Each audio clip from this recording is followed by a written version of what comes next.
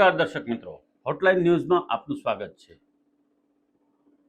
આજે જાણીએ આપણે મુંબઈના બહુ મહત્વના પ્રોજેક્ટ ધારાવી વિશે, ધારાવી રીડેવલપમેન્ટ યોજના વિશે।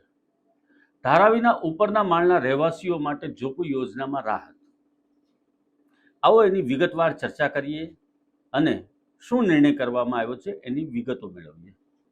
બોમ્બે હાઈકોર્ટે ગેરકાયદેસર રીતે ફેલાયેલી ઝૂંપડપટ્ટીઓને અંકુશમાં રાખવા અને તેના પુનર્વિકાસના લાભો મેળવવાથી રોકવા માટે તેમને ગેરલાયક ઠેરવી રાજ્યની નીતિને સમર્થન આપ્યું। જો કે શું આ નિયમ ધારાવીના રહેવાસીઓને પણ લાગુ પડશે? તો જવાબ છે ના। કેવી રીતે? ચાલો આજના વિડીયોથી આપણે એ વાત જાણીએ। પ્રધાનમંત્રી નરેન્દ્ર મોદીના નેતૃત્વમાં ભારતને વિશ્વભરમાં વિકસિત દેશ તરીકે પ્રમોટ કરતી વખતે ભારતને ઝૂંપડપટ્ટી મુક્ત બનાવવાનો સંકલ્પ લેવામાં આવ્યો।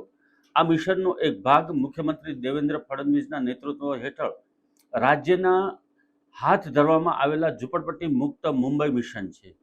આમાં સૌથી મહત્વપૂર્ણ પ્રોજેક્ટ ધારાવી પુનર્વિકાસ પ્રોજેક્ટ છે। એશિયાની સૌથી મોટી ઝૂંપડપટ્ટીને વિકસિત શહેરમાં પરિવર્તિત કરવા માટેનો આ પ્રોજેક્ટ છે।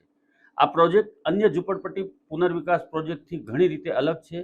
તે કેવી રીતે છે એ પણ આપણે વિગતવાર જાણીએ। તાજેતરના ચુકાદામાં બોમ્બે હાઈકોર્ટ અનધિકૃત અથવા ગેરકાયદેસર રીતે ઝૂંપડપટ્ટીના બાંધકામો અને વિસ્તરણના પુનર્વિકાસ પરના પ્રતિબંધોને સમર્થન આપ્યું હતું।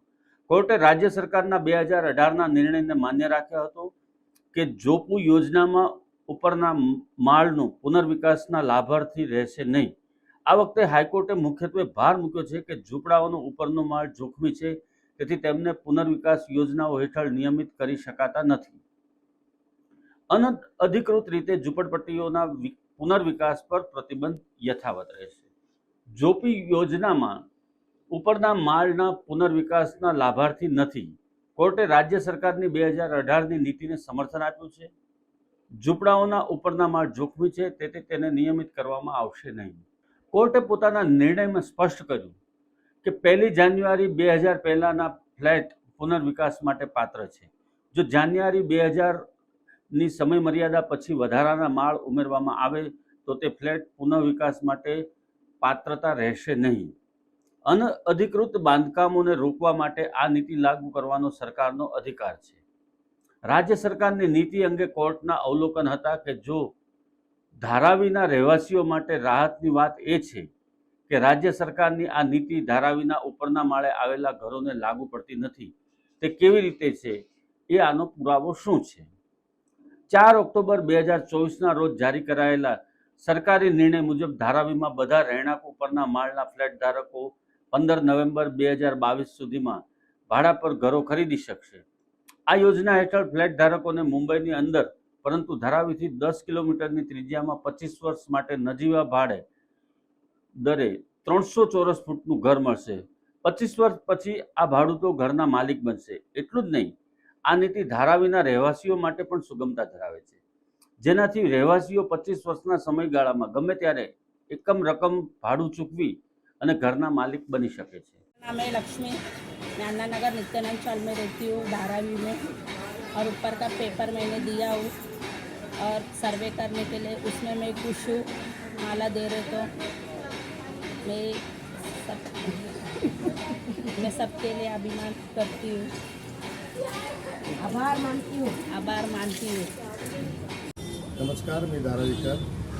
सगळ्यात प्रथम सरकारचं आभार जे सरकारने 2024-22 ऑक्टोबरला जो GR काढला आहे तो पहिल्या माळ्याला परमिशन दिली आहे की पहिला माळा ही या DRPमध्ये अंतर्गत करण्यात आला आहे। त्यासाठी 300 स्क्वेअर फीट हे सरकारने ठरवलेलं जागा आहे आणि 25 वर्ष ते भाडे देऊन 25 वर्षाच्या नंतर ते स्वतःच्या त्यांच्या नावावर होणार आहे। धन्यवाद। આ ભાડું ખરેખર કોણ નક્કી કરશે? આવો એ પણ વિગતવાર જોઈએ। આ ભાડું અને મકાન ખરીદીની કિંમત DRP અને રાજ્ય સરકાર દ્વારા નક્કી કરવામાં આવશે અને વસૂલ કરવામાં આવશે। GRમાં વધુમાં જણાવાયું છે કે ઉપરના માળના રહેવાસીઓ કે જે નીચેના દસ્તાવેજો પૂરા કરે છે તેઓ આ યોજના માટે પાત્ર બનશે। વીજળી બિલ, રજિસ્ટર્ડ વેચાણ અથવા ભાડા કરાર, આધાર કાર્ડ, રેશન કાર્ડ, ફ્લોરનો ઉલ્લેખ કરતો પાસપોર્ટ અથવા જેની પાસે આમાંથી કોઈ દસ્તાવેજો નથી તે વ્યક્તિ પણ આ યોજના માટે પાત્ર રહેશે. આના માટે ફક્ત લાયક ગ્રાઉન્ડ ફ્લોર નિવાસી દ્વારા પ્રમાણિત સોગંદનામું કરવાનું ફરજિયાત રહેશે. ખુશી ધારાવીકર. ધારાવીના તમામ રહેવાસીઓને આવાસ પૂરું પાડવા માટે ઝૂંપડપટ્ટી પુનર્વિકાસના ઇતિહાસમાં આ એક અનોખી પહેલ છે. ધારાવી પુનર્વિકાસ પ્રોજેક્ટ મહારાષ્ટ્રના ઇતિહાસમાં સૌથી સમાવિષ્ટ અને લોકોને કેન્દ્રિત પુનર્વિકાસ યોજના છે. આ પ્રોજેક્ટ ઝૂંપડપટ્ટી મુક્ત મુંબઈ માટેના સરકારના વિઝનને પ્રકાશિત કરે છે. બીજી બાજુ દરેક ધારાવી નિવાસીને એક મજબૂત ઘર મળવું જોઈએ એ માટેની સરકારની નેમ અને પ્રતિબદ્ધતા પણ વ્યક્ત કરે છે. આવા પ્રકારના વિડીયો તમને જોવા ગમતા હોય તો હોટલાઇન ન્યૂઝ ચેનલને લાઇક, શેર અને સબસ્ક્રાઇબ કરો.